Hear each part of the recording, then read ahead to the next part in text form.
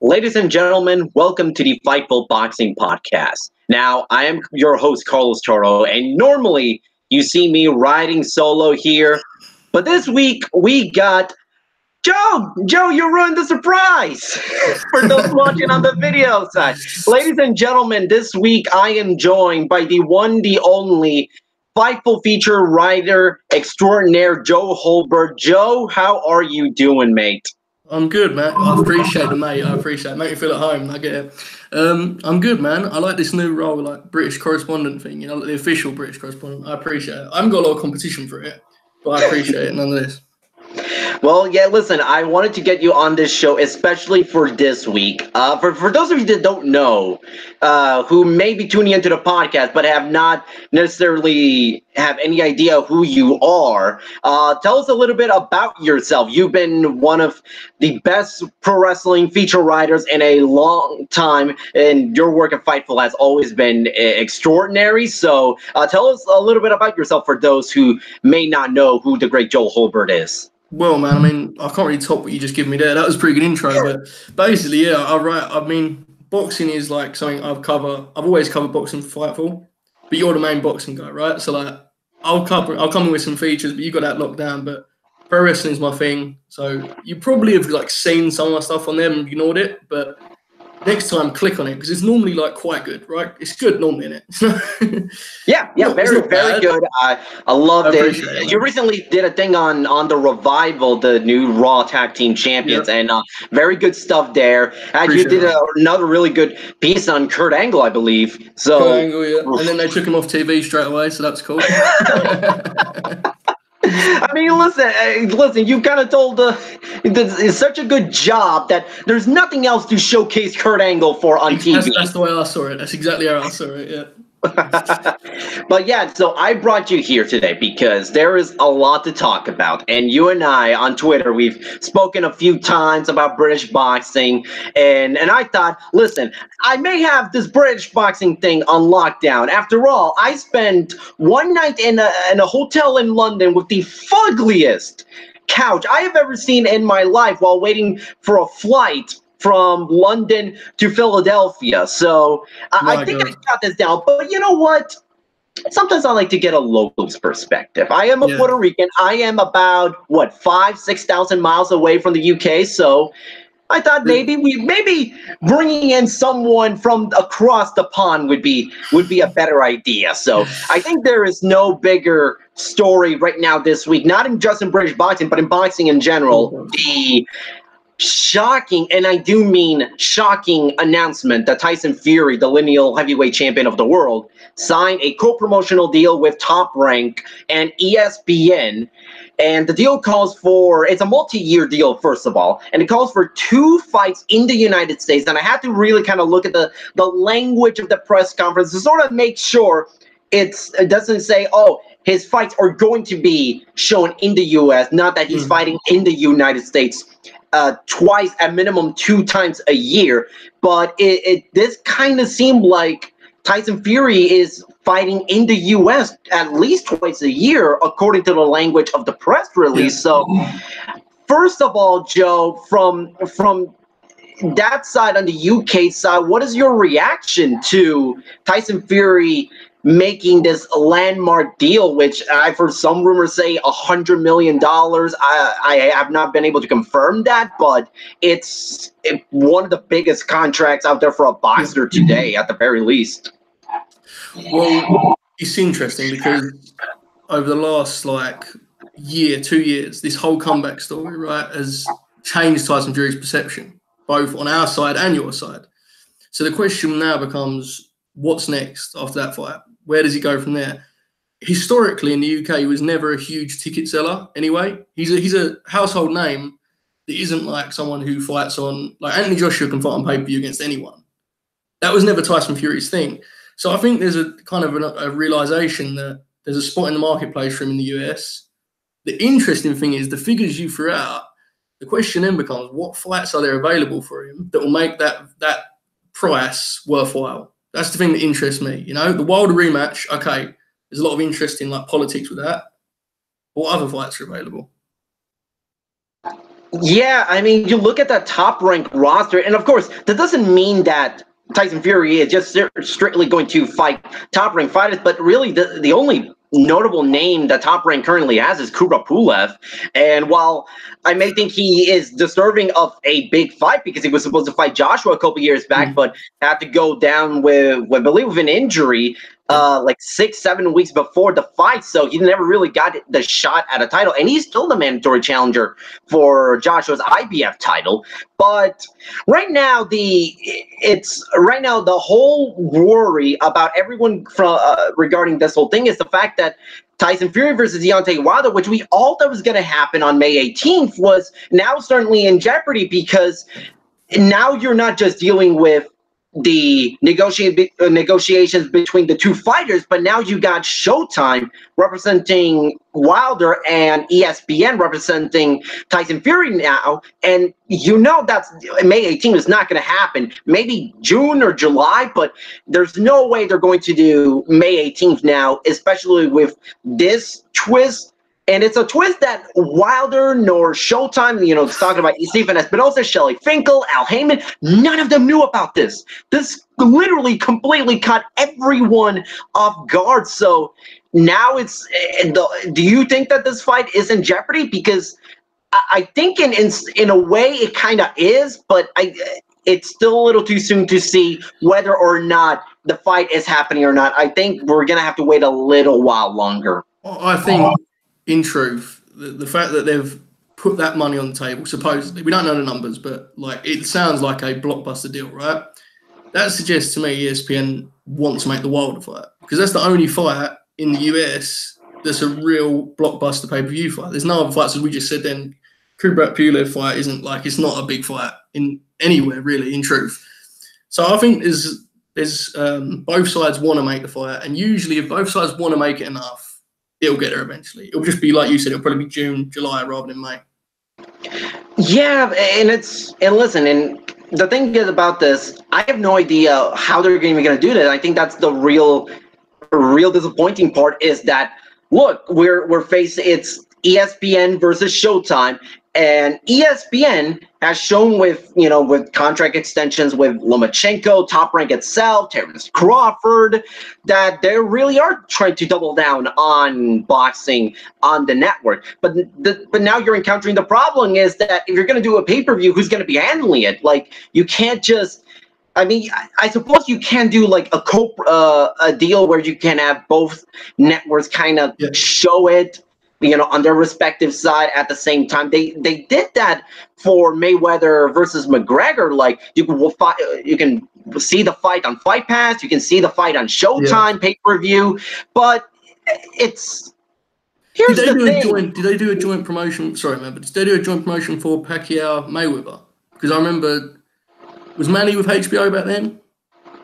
Yeah. This was when Bob Arum was still with with HBO. And it was a joint thing, but let's remember that was a joint thing that was almost a decade waiting to happen. So and I don't think any of us are willing to wait 7, 8 years for this fight to happen. Not at all. But here's the thing. And you mentioned, the Mayweather Pacquiao deal, and hey, Joshua versus Klitschko. That was also sort of HBO Showtime deal in the U.S. because HBO showed that fight on tape delay, and Showtime was the one that had the rights to air the fight live. And they even had a deal where if the two were going to have a rematch, and it looked like they were going to have a rematch before Klitschko retired, was that it was going to be the other way around. HBO was going to show the fight live, and then Showtime would get the rights to air the rematch on tape delay.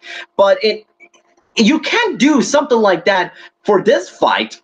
But given the fact that no one from the Wilder side knew anything about this, and we're already about to start March, where there's only 1 week left in February, you're really not going to expect this fight on May 18th. There's just no way. There's no way to get this fight for May 18th and make a proper build. And even though some people will say, well, you don't need that much time to build a fight. Everybody loved the first fight. And so you just need to say, hey, it's Wilder versus Fury 2. That's enough.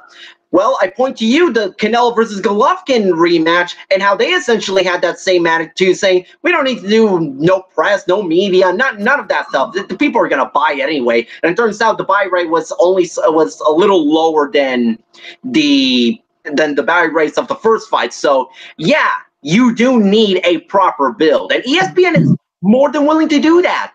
But the question is, will Showtime allow Wilder to go on ESPN and potentially lose out on a lot of money by balking at ESPN and essentially saying, all right, you can have Wilder for this fight. We give up. And I don't expect Showtime to act like that at all.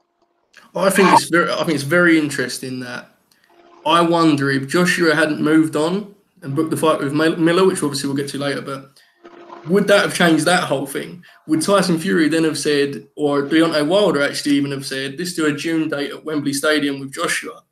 Now that whole thing would have changed, but obviously they'd already moved on. And now you've left with basically what you just said, two broadcasters that have to settle in the between in order to give their fighters a big fight, really. Because that's what the public wants, right? Fury, Wilder too. So I don't know. There's not many options, really. There is, and then I spoke and I wrote about this on the newsletter, which you can see on Fightful.com, is that you can possibly do a purse bid and then essentially just have WBC President Mauricio Suleiman say, all right, it looks like you guys are not going to resolve this anytime soon. Let's just have a purse bid. Whoever has the most money or is willing to dish out the most amount of money for this fight, they get the rights to the fight. That is the most direct way to do it, but when you're dealing with Bob Arum and Al Heyman and Shelley Finkel and Stephen Espinosa and all those people, I don't want to say it's as simple as that, but they know those are all guys that really want this fight and really hate to lose a big event like this to pay-per-view, because over here in the States, the fight, in my opinion, actually exceeded my expectations in terms of public interest. The buy rate was a little bit higher than I thought it was going to be. The fight ultimately ended up being, really, really good and very dramatic, and it left people wanting more. But the way this whole twist came about, it just kind of leads to believe that it's just going to be another instance of, boxing, kind of putting its own foot in its mouth, trying to do too much. And now you got ESPN trying to get in the middle of things. I think this fight is going to happen because, let's face it, there's so much money at stake, and there's really nothing else for Fury outside of a Joshua fight, and that's not going to happen anytime soon. So I think ultimately there's the amount of money both sides stand to make. I think they're going to eventually make the fight. I just don't think it's going to happen this spring. I think it's going to happen this summer. It also gives them proper time to sort of make a really good build for the fight, have an outstanding U.S. press tour, and sort of wait until the whole Canelo Jacobs and Joshua Miller chaos in New York and in Vegas just kind of end, just so that you can focus on the big summer showdown between Wilder and Fury. Chaos was the right word for the stuff going on in New York as well. But again, we'll leave that till later. But chaos was the right word for it. I mean, it's not just chaos in New York, it's chaos in the WBO super middleweight rankings, because almost right at the same time, I think it actually was at the same time, because it was all announced in one press conference, that Billy Joe Saunders, the, I guess now former mandatory challenger to the WBO middleweight title, just decided to move up in weight and announced that he is going to fight Shefat Isufi on April 13th at Wembley Arena for the vacant WBO super middleweight title. Now, for those of you watching, you may be wondering, so hold on, isn't Gilberto Ramirez the WBO super middleweight champion? Well, if you look at the rankings, it will appear that Gilberto Ramirez is the #1 ranked fighter at 175 pounds in the WBO rankings, meaning he's a mandatory challenger, or at least we are led to believe that he is the mandatory challenger to Sergey Kovalev's title, which means the title is vacant. Billy Joe Saunders is ranked #2 at 168 pounds now, and now the two are going to fight for the vacant title, which I gotta say, that completely took me out of surprise. And we both talked about this off the air a couple of days ago, but it kind of does make business sense if you're Billy Joe Saunders and promoter Frank Warren. It does make business sense to try to go for that title, not just because you could become a two-way champion, which is always attractive, but also because it saves Frank Warren the headache from having to deal with Eddie Hearn for the foreseeable future. Well, that's one part of it, but also just like even simpler than that. In the ring, middleweight division is a tough go. No matter how good you are, when you're looking at Jacobs, Canelo, Golovkin, and Andrade, like they're just elite fighters. So if you can go up, and I'm not educated on Billy Joe's upcoming opponent, I'm not sure how many people really are. But if you can go up and basically grab a title like that, that's the way to do it, right? So then, that opens up a whole different world for him. He can still go back down. I don't think anyone's ever watched Billy Joe fight and thought, wow, he looks like a super middleweight. Whether it translates weight class-wise, but he's a skill guy. So if he can go up, keep his speed, and beat guys that in a division that you'd say is weaker, right? Super middleweight's a weaker division. That's the smart move. And as you say, the broadcasting part makes it even better. So it's an unsurprisingly smart move from Mr. Warren. Unsurprisingly smart. And for those of you who don't know, Mr. Shefat Isufi he's a German boxer. He's right now. He's a Serbian boxer that's right now living in Germany. 27-3-2 record as a pro. Surprising factoid. In 2014, he lost a wide unanimous decision to Tassos Berdesis, who was making his pro debut. Okay, this sounds like it's going to be a great fight, man. Really selling it. I hope Frank sells it like this. It'll be great. I mean, he's coming off of a win of Muhammad El Achi, who is 14-1-3, and then before that, Rafael Sosa Pintos, 56-13-0, and then before that, Badri Karasalidze, 8-3. So you got some names, bodies. Did you see Warren's little side shot, Anthony Joshua, where he was like, April 13th was always going to have a big fight at Wembley, so we thought we'd step up to the plate. I was like, man, that's a reach. That's a reach right there.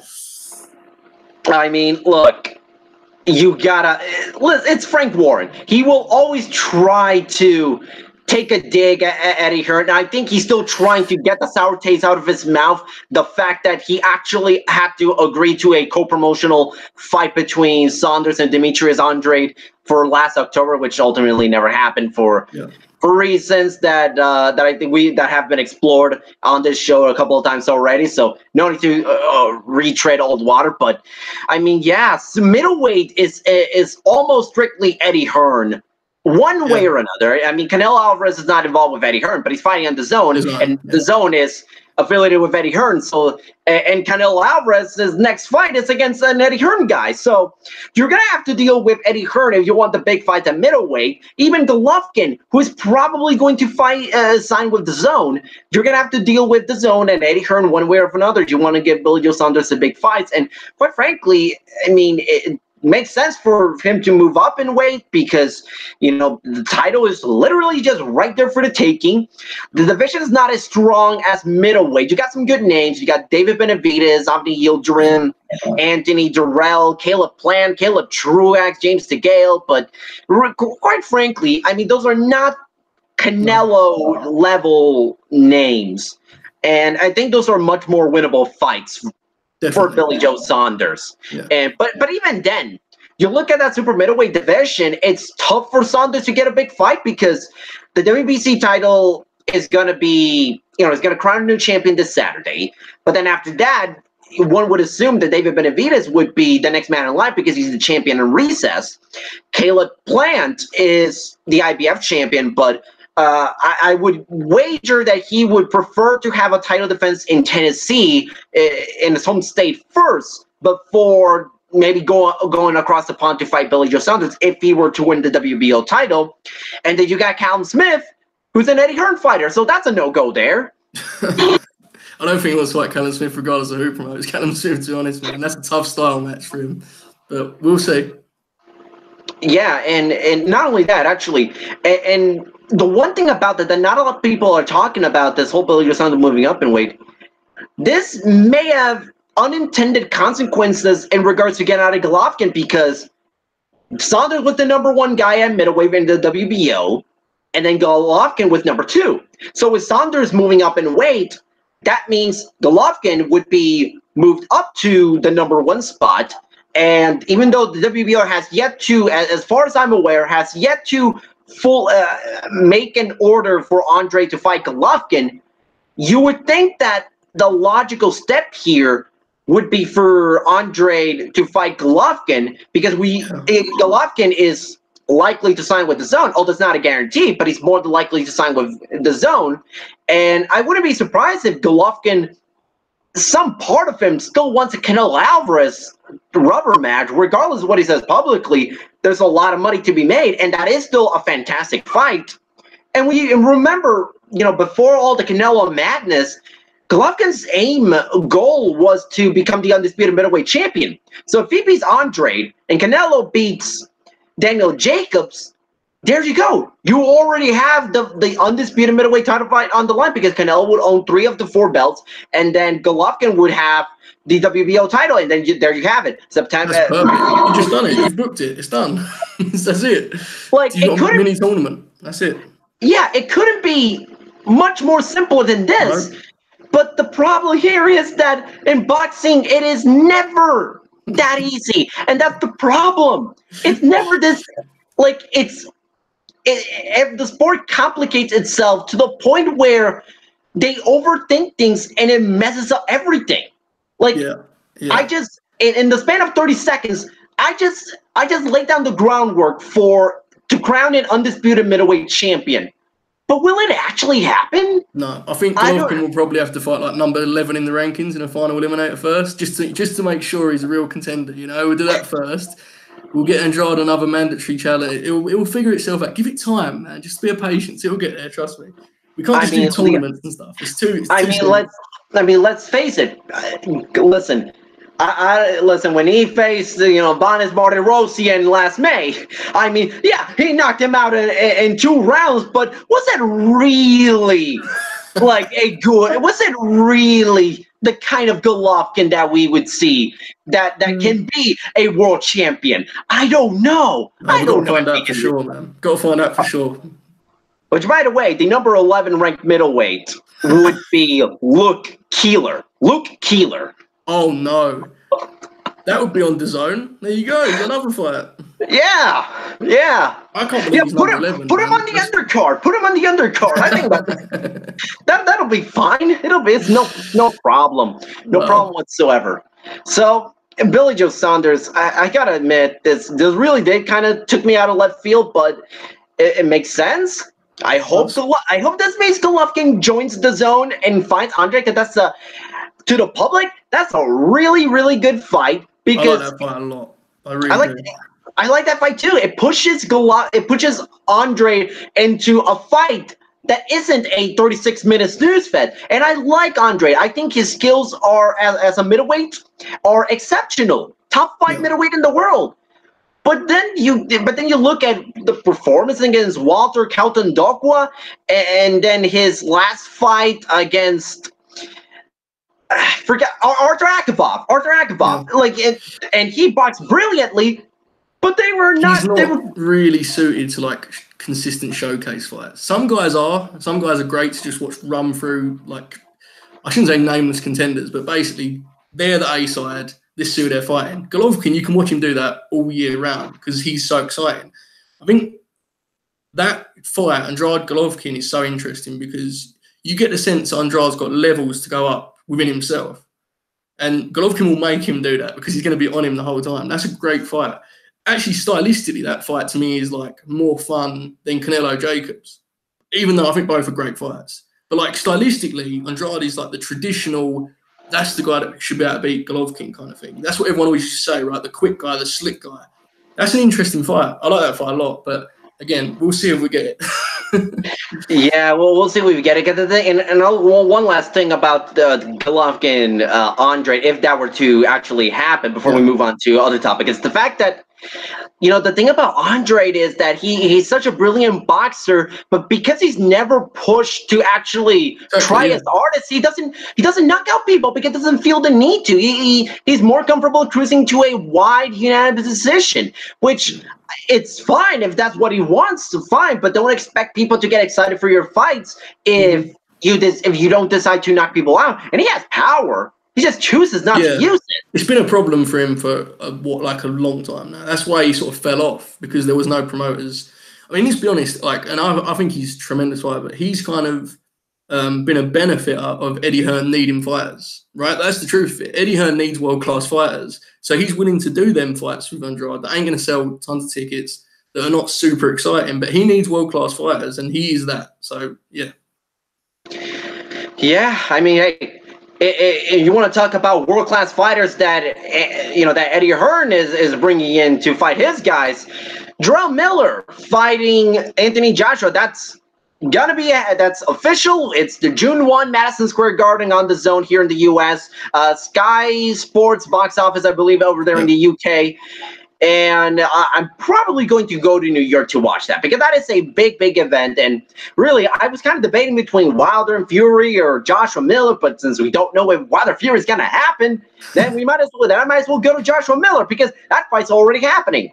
Now, I like this fight, and we'll get to the actual, styles matchup between the two, but my God, and I know you were watching this press conference. I mean, if you want to call it that. But oh my God, it was for those of you who have not seen the Anthony Joshua versus Jarrell Miller press conference from a couple of days ago. Was it? I don't remember. Yesterday. Oh God, I've been so busy writing the newsletter, which you can see on Fightfulboxing.com, that I lost track of time. If you watch the Floyd Mayweather Conor McGregor press conference, and you've seen all the vulgarities and you saw all the trash talking, this is what we got with Anthony Joshua for the Jarrell Miller, except it missed on every single mark imaginable. On the YouTube stream, and I don't know why this was only on the YouTube stream, because I saw it because I was also watching the Periscope stream and it was working somewhat fine.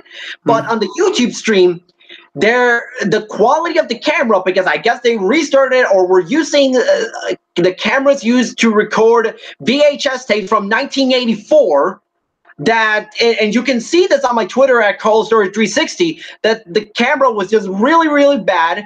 I don't know if they were trying to go for something vintage to promote this fight, but it was bad. The sound quality was awful. And when the two fighters actually got into the ring, Miller shoved Anthony Joshua, forced like 10 people, including Hearn, trying to separate the two, almost fails. It took them like five, close to 10 minutes for both sides to be actually fully separated. And then Eddie Hearn said, no. I'm not risking any more confrontations. Everyone stays in their seats. Everyone's in timeout. No one gets to speak on the podium except for me. So what we got was 40 minutes of vulgarity, sexual innuendos, Jarrell Miller and Anthony Joshua pulling your mom jokes, Jarrell Miller talking about working at Dunkin' Donuts and eating cheeseburgers and being proud of being over 300 pounds. It was so bad. And I wanted this press conference to be good. This was your first impression to a lot of people. And that first impression is, this is a shit show. Now you have to my language, by the way. Excuse my language. You have to ask yourself a question now, though. Seriously. Now, camera quality aside, did you really expect anything different when you get Big Baby Miller a world title press conference? This was always going to happen, man. I mean, I remember. Do you remember when they announced the DAZN thing? He couldn't even resist your mama jokes then, dude. He wasn't fighting Joshua. This is his thing. This is like, look, I think Big Baby's legit heavyweight contender. Like, I'm not part of the sort of, he's just all talk. I think he's legit, dangerous guy. But I agree too. He got this fight because this is his personality. He's raw. That's the best way I put it. He's raw, super raw.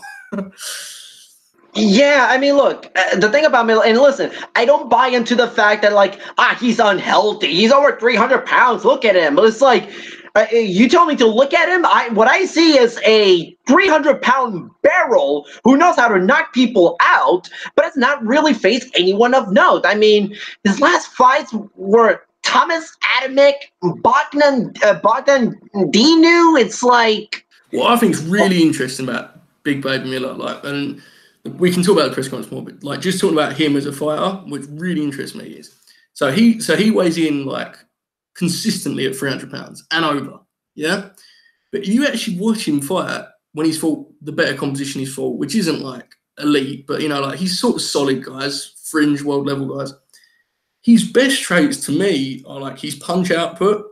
He can punch in combination. He's fought pretty good pace into like the 11th, 12th round. His power is like not like mind blowing for a guy of his size. So to me, this fight is super simple. If his chin is as good as it's looked at this competition level, he'll give Joshua a really interesting fight because he's so big. But if he isn't so good, Joshua will be able to just like he'll just stand in front of Joshua and it'll be easy work. But it's to me, this fight hinges on that one solo question: what is Miller's punch resistance like? Simple as that. Yeah, and not to mention the fact that, like, while he is massive and really big, you look at his footwork, you look at his athleticism, it's really, really good. I think people keep forgetting the fact that he was a kickboxer and a really good one at that. His only losses were to freaking Mirko Krokop. And it's, you know... Mirko's still doing it. He's still rolling, man. Yeah, it is like, he's a kickboxer. I mean, well, what has he done? Oh, you know, he just won dozens of fights, and his only losses is to legendary names such as Mirko Krokop. I think he's a lot more athletic than what people give him credit for. I like this fight. I like Jarrell Miller. I don't know about his attitude. Like, I think he overdoes it a little bit. You know, that is now that it gets really awkward, just like the press conference. But you know, and it looks like Jarrell Miller's a type of guy that can take a punch. So it's what I look is Joshua versus Miller, similar to the way I see Joshua versus Povetkin, only that Miller's smaller, but he's younger, more athletic, and can hit just as hard.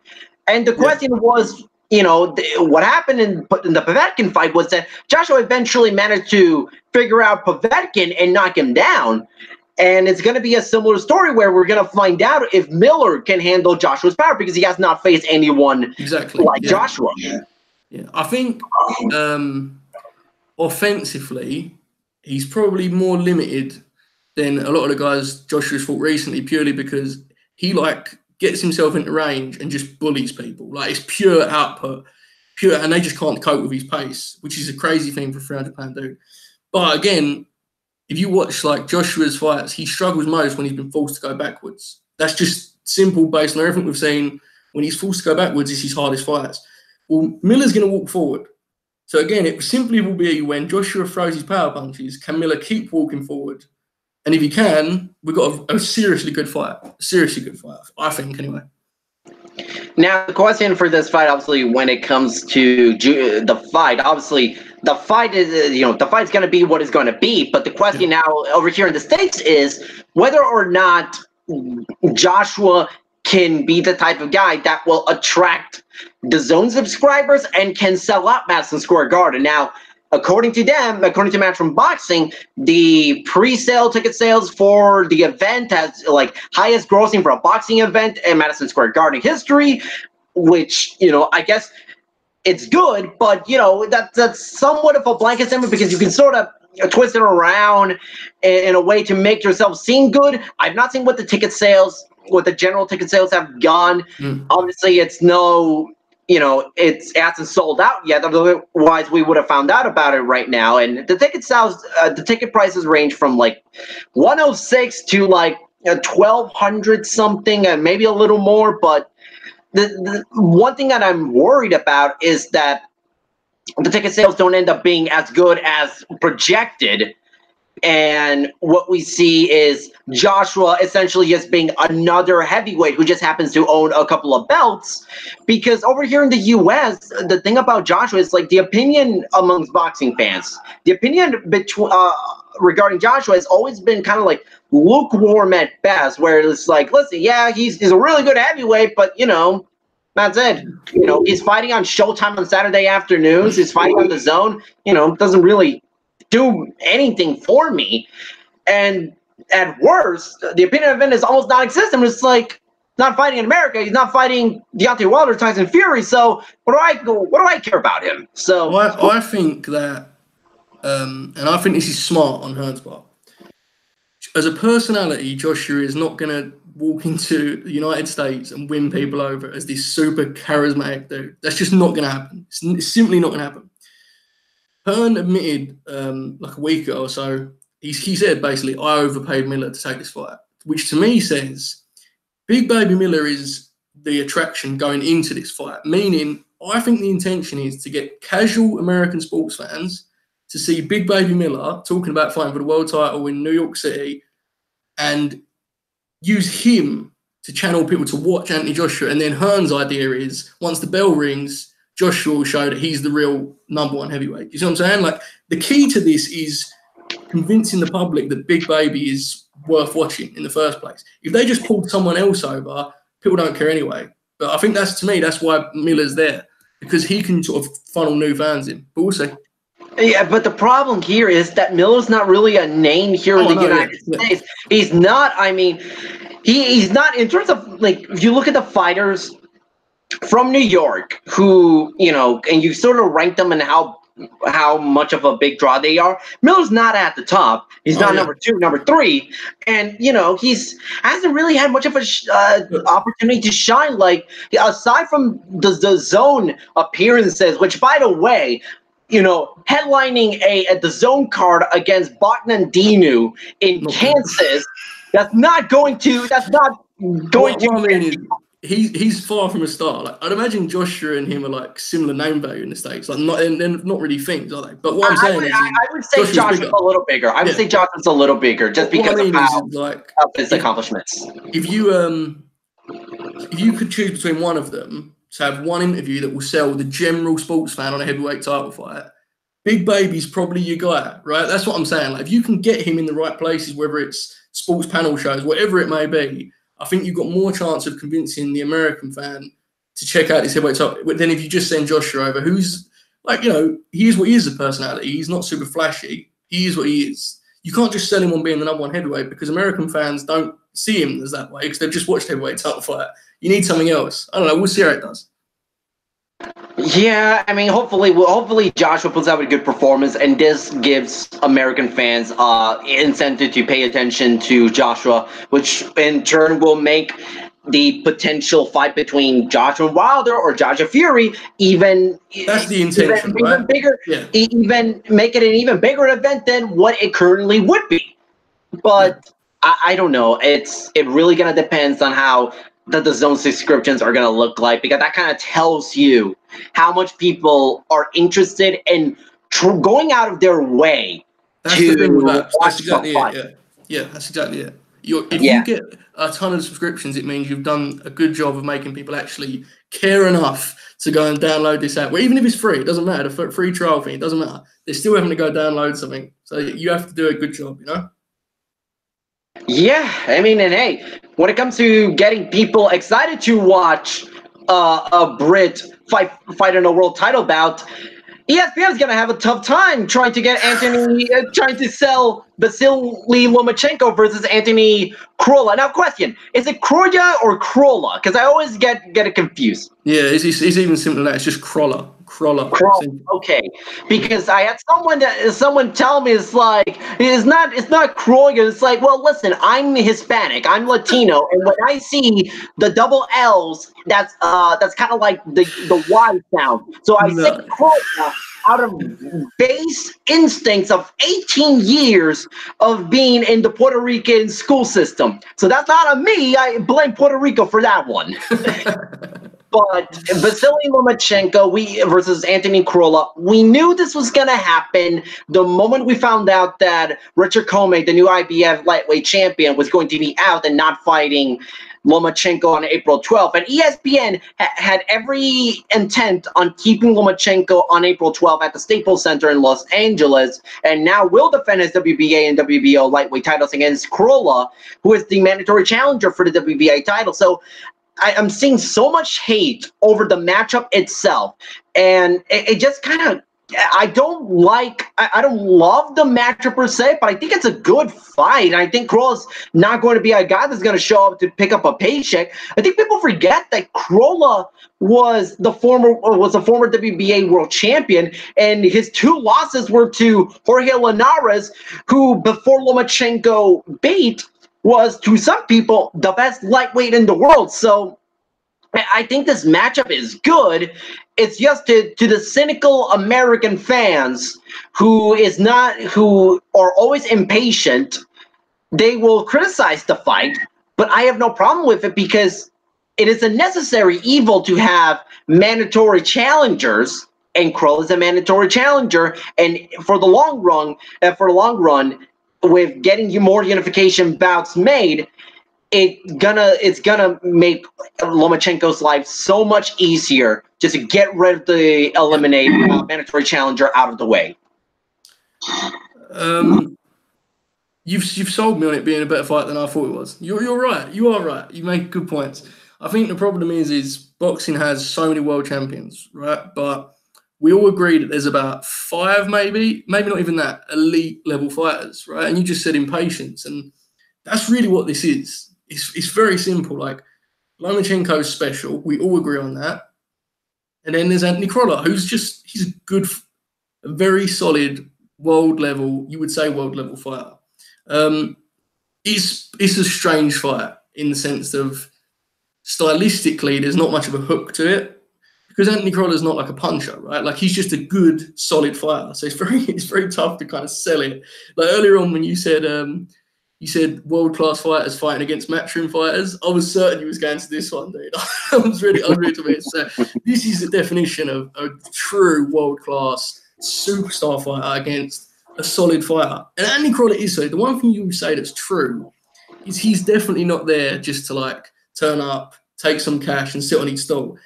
Unless, if that happens, I'll be stunned. Anthony Crolla's a tough guy who gives his everything. The problem is he's just very outmatched technically, you know? Yeah, I mean, technically, I think we've seen this in the Jose Pedraza fight and the Jorge Linares fight. I mean, Lomachenko is, in my opinion, the best pound-for-pound boxer in the world. And I don't think Crolla is going to beat him. I could be, we could all be surprised, and Crolla could make one of the biggest upsets in boxing. Upsets, but I mean, it's not out of the realm of possibility. But I'm just saying, everyone is already looking past Crolla to the eventual Richard Comey fight for 3 of the 4 belts. And hell, they're looking past that fight for the eventual Mikey Garcia WBC lightweight title vacancy. Teofimo Lopez winning that vacant title, and then Lomachenko Lopez. There are people already looking that far ahead, and quite frankly, I think that is kind of the fight to make because, and listen, I have no problem with the Crolla fight. It's a solid fight. You look at the lightweight division.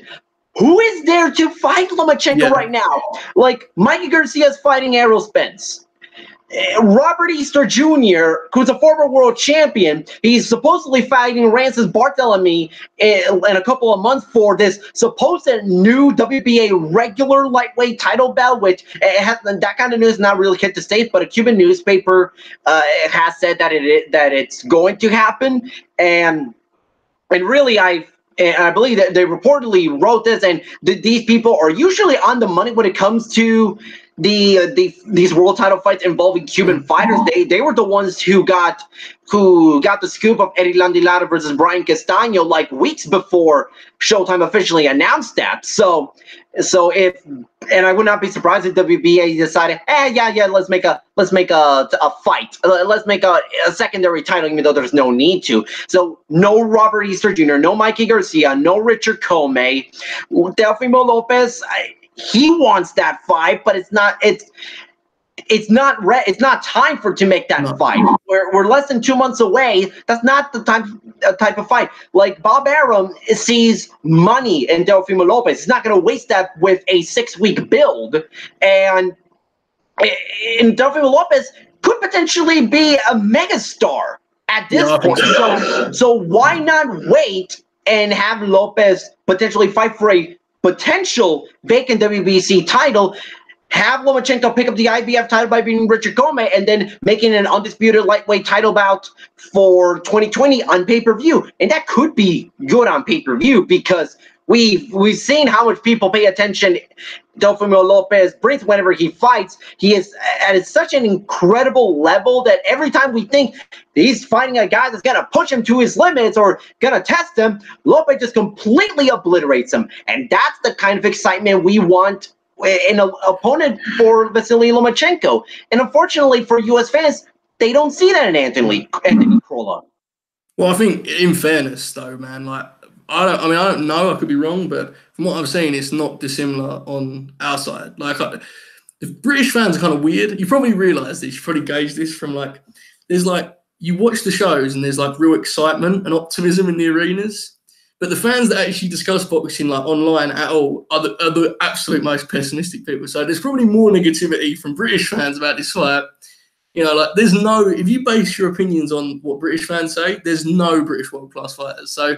I think it's fine fight. It's fine. It's not a big. Anthony Crolla's, he's won a world title before. He's solid. What are you going to do, man? Not every fight's going to be a super fight. That's basically the conclusion of it. Not every fight's a super fight.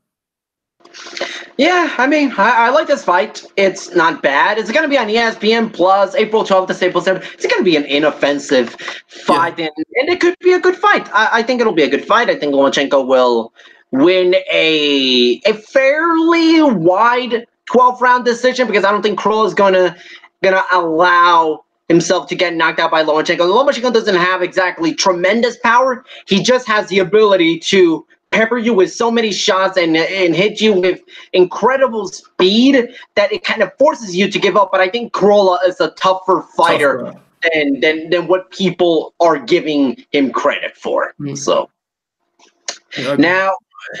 This weekend is a somewhat busy weekend in boxing. We have 3 boxing cards, one in the U.S., one in the UK, and I'm trying to forget. Actually, no, and one in Mexico.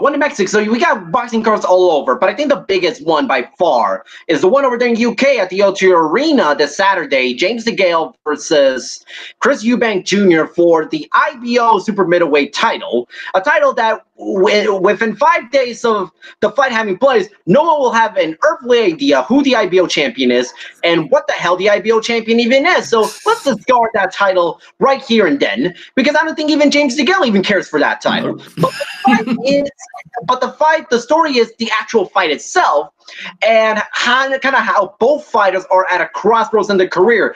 James DeGale was willing to give up his IBF world title just so he can have a good fight, a somewhat fairly big fight in the UK instead of facing Jose Uzcategui. And overall, I like this fight. And you got Chris Eubank with this whole, he's still in need of a big win, of an actual win. He's still unproven to a certain extent. And it's the first PBC card in the UK as a part of this PBC ITV deal. And I'm curious to see what's been sort of the reaction of not just the fight itself, but sort of that whole ITV deal in the UK. Because over here in the United States, no one gives a crap because this has nothing to do with the U.S. But I'm curious to see how fans in the UK are sort of taking this ITV deal. It's bizarre, to be honest with you, because it's on ITV. This fight is not the case. I'm talking about purely what we've seen so far. Okay, so it's not. It almost feels hidden away on it's on ITV4 often, the American shows. So Pacquiao Broner took place. And there was no promotion, obviously, because they know it's not going to do big viewership regardless of how they promote it. So it's sort of just hidden. Now, this Saturday is unique because it's promoted tremendously because it's on every ITV news show. That's a big deal. That's a whole different audience that doesn't watch boxing. But the problem is it's on pay-per-view. At the end of the day, as soon as it goes on pay-per-view, you've limited your audience, right? That's just the way it is. That's accepted. That's part of it. There was a lot of frustration when it was announced as a pay-per-view fight. I mean, that's fair, probably, in truth. But it's a good fight, right? I think everyone's interested in fights where we all accept the loser is basically finished at this level. I mean, in truth, I think they're finished career-wise. Both of them will probably bow out if they lose. So it's a good fight. Stylistically, it's fascinating. I mean, we spoke like 2 days ago off air, and I've changed my mind like multiple times since then. So it's an interesting fight. I don't know. Like, what way are you leaning actually once the bell rings? Who are you feeling in the fight? I think I'm going to stick with DeGale, although I'm not going to lie, the last 24 hours, and I don't know if maybe my deaf allergies have messed up my brain, but I've been trying to talk myself into believing Chris Eubank Jr. is going to win the fight. I know he can win the fight, but I'm just trying to think. It's like one would think, he's overdue for a big win. But then I kind of looking at online thinking it's like, in some regards, Eubank Jr. is to the UK what Adrian Broner is over here in the US, albeit I don't agree with that. I can understand why the parallels are being drawn. But here's the thing. Adrian Broner's actually won stuff. He may not have like the signature victory, but he's actually won titles. Yeah, it's not really fair. It's not really fair on Broner. That really it's not. It's not fair on Broner, which is kind of a weird thing to say. That it's not fair on Broner. First of all, it's very weird to say. But here's the thing. I mean, listen, and I've said, and we've spoken about this on the air, off the air, I should say. Chris Eubank Jr. has all the physical attributes in the world needed to become a champion. But the problem is, he's never really honed in on the boxing ability. The physical side of the sport has never been an issue with him. It's always been boxing ability, fundamentals, and trying to outbox some of these better fighters, which is why he hasn't beaten the Billy Joe Saunders and the George Groves of the world, because those fighters carry something beyond their physical gifts. The physical gifts have pretty much carried Chris Eubank Jr. to his career up to this point, and his best wins are Avni Yildirim and Arthur Abraham. So those are nice wins, but they're not the type of wins that you kind of look at a fighter's career at the end of the day and think, you know what, this was a career that's going to be remembered for years and years. Eubank's career might be remembered for years and years, but not necessarily for the right reasons. There was two things that happened just today, like, you know, when you watch like the pre-fight stuff and all that comes with it. So Dennis Duglin, the super middleweight, he's like light heavyweight now.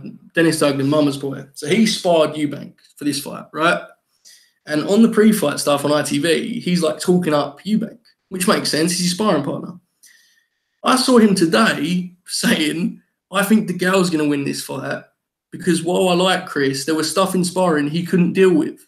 Like, that's a great, like, you know this better than me, man. You cover the sport. Like, sparring partners outright saying that the other guy is going to win is not a good sign. That's the first thing.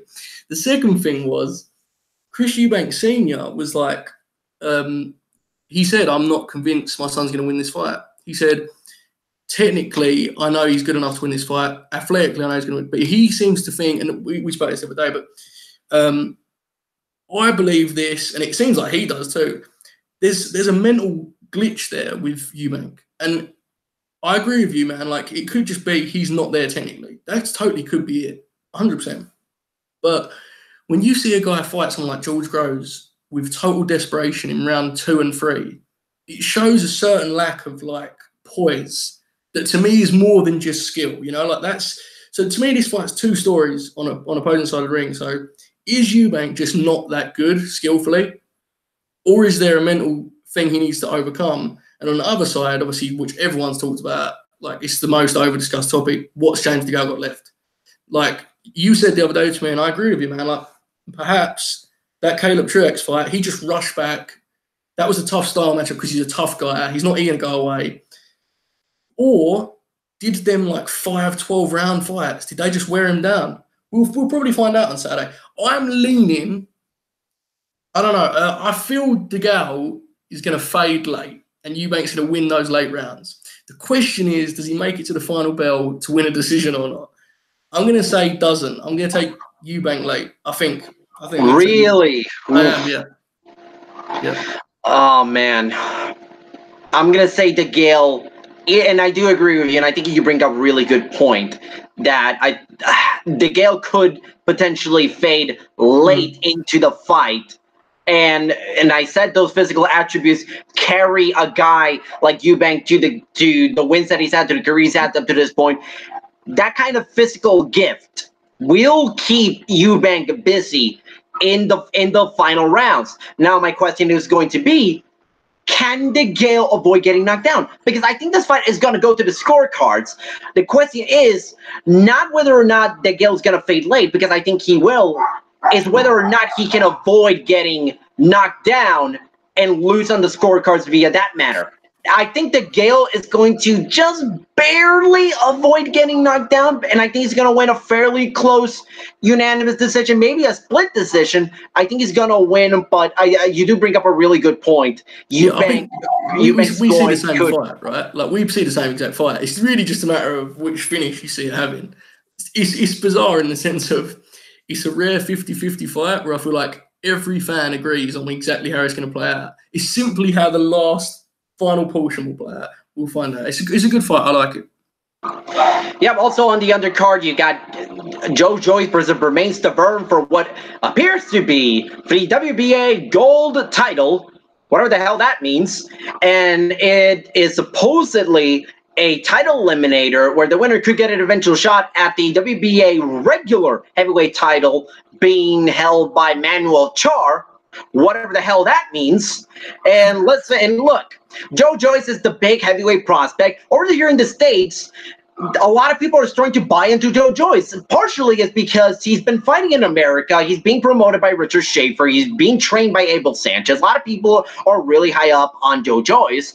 And when you look at Bermain Stavern, who at this point, 14 months ago, was essentially being thrashed around for 3 minutes in a fight that he had no business of being in the first place, and was knocked down in such a horrendous way that Fightful.com managing editor Sean Rossap texted me after the fight. That was one of the most horrifying things I have ever seen. That's facts. So it's hard to say Bermain Stavern, who, by the way, hasn't fought since that Wilder loss. The second Wilder loss, I should say. He hasn't fought since then. There's not much analysis. I think we all know Joe Joyce is going to knock him out. And Joe Joyce is going to put himself in position to get a secondary heavyweight world title opportunity. And I think he's going to be Manuel Char. I don't think that's, really a tough fight to decide. I think Joe Joyce is going to knock Bermain Stavern fairly early. I'm going to say like a super strange contradiction here, and like you have to just hear this out. I believe in Joe Joyce totally. Like legitimately, every heavyweight in the world, I think he gives them tough work. Every heavyweight. Like, he's so strong and his style is so unique. I mean, he just walks through guys. But that last phrase I just used, walks through guys, doesn't really add up at the heavyweight division. So what I'm going to say is everything in my brain tells me Joe Joyce is going to win this fight in 2 rounds. But there is a certain vulnerability to the way he fights. That's all I would say. Like, if you watch him, no matter who he fights, there's a certain stiffness to the way he comes forward that you do think, Bermain Stavern can punch, if nothing else, right? Like, he's a big guy and he can punch. So I think it's going to be exciting for about 4 minutes, and then Joe Joyce will finish it off. I mean, there was a fight he had with, it was for the Commonwealth title. I forget the guy he fought, but it was terrifying the way Joe Joyce walked through this guy. I mean, he's a dangerous guy, and his fitness is nuts. So I hope Joyce can get added to this. No, it was that was another violent one, but Lenroy Thomas. Yeah, that was it. The guy beat Dave Allen. Yeah, I couldn't, but that was that was eye opening. Like how easily just walked through him. So to me, like, everyone agrees heavyweight's kind of back now. Like, there's some kind of interesting pieces. I think Joe Joyce can be one of the most interesting, but I'm just putting an asterisk. I don't want to come across crazy high on him, because I will make it clear that it would not surprise me if Bermain Stavern just like somehow clips him early on. We'll see. I think it's a fine fight, right? Joe Joyce is still only early in his career. he's an older guy, but he's still early on. Yeah, he is still early, and rankings wise, I think he's ranked a little too high for at the point that he is right now. But overall, I think JoJo's gonna win. Now that fight plus the DeGale Eubank fight, they're gonna be on Showtime. And one fight that I'm really interested in and will not have an opportunity to watch, at least through regular means, wink wink, here in the United States, is Lee Selby. He's going to fight Omar Douglas. It's going to be Lee Selby's lightweight debut, which is interesting considering that his last fight against Josh Warrington less than a year ago, it was at featherweight. So he's moving up 2 weight classes for this fight. And I think that's a really, I like this fight in the sense that we will have an idea of how Lee Selby is going to look like at lightweight. Now, a win over Omar Douglas, no indication of whether or not he's a title challenger and he's going to become a world champion at 135 pounds. But I think it'll be a good first test to see where Lee Selby stands right now. I'm interested, just generally excited to see Lee Selby fight a weight class where he deems himself healthy, right? Like, when Lee Selby was climbing the ranks, probably 5 years ago now, it's been a while, man. He was one of the most exciting fighters to watch in the sense that he was just smooth, like a really slick contender. And when he first became world champion, I remember people thinking wow, this guy could run a division. He's a really talented guy. But then as things went on, he was kind of inactive. He couldn't really get rolling. And I think it's tough to watch a fighter with every fight, the pre-fight talk is, how was the weight cut? That's tough, man. And against Warrington, he just looked like a guy who couldn't get off. He looked like a guy who was weakened. Now, again, that may just be the reality of the fact he's older now than he was then. He's not an old guy, but this is the way it works, right? Guys can just fade slightly. So Warrington's a legit good fighter as well, so I shouldn't, just put it down to whatever's wrong with Selby. But I'm excited to see him at a weight class where he feels happy and he feels confident. Because when he's on, he's a tremendous fighter, really good fighter. Yeah, I agree. And listen, and I like this card. I don't know if I would call this pay-per-view worth it, but I think I do like this card. And listen, this is an interesting experiment PBC is doing with ITV, and I'm really hoping that it does lead to interesting cards like this, because I think they are good cards. Yeah. But I wouldn't necessarily call them pay-per-view, or I'm much more comfortable watching them on Showtime. Yeah, I think one thing I would say is a shame, and I know it's probably after you got black.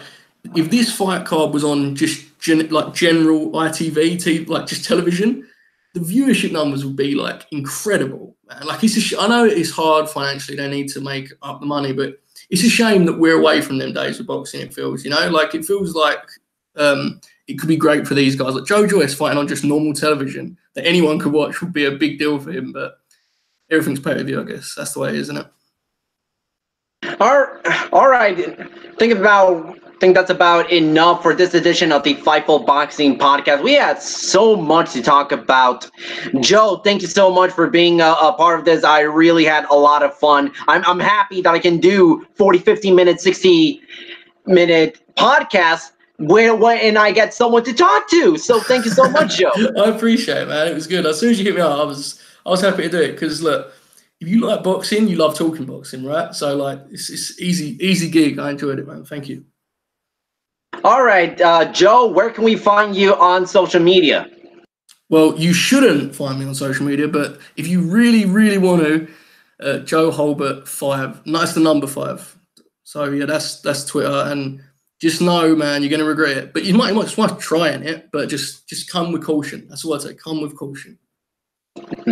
All right, check out his amazing work over there at Fightful. He posts regular features and he does tremendous work over there, whether it be on the boxing or on the pro wrestling side. I highly do encourage all of you to check out Joe Hulbert's work. You can find me on Twitter at Carlos Toro 360. You can check out Fightful.com for all the latest news regarding pro wrestling, MMA, and boxing. Leave us a thumbs up here. Subscribe to our new Fightful MMA and Boxing YouTube channel. And on over to our Fightful Pro Wrestling channel for all the latest news regarding pro wrestling and fight and Raw recaps, SmackDown recaps. Listen to your boy featuring Sean Ross Sapp and Fightful owner Jimmy Van. Lots of content we provide here at Fightful. Thanks so much for tuning in to this edition of the Fightful Boxing Podcast. Carlos Toro and Joe Hulbert signing out.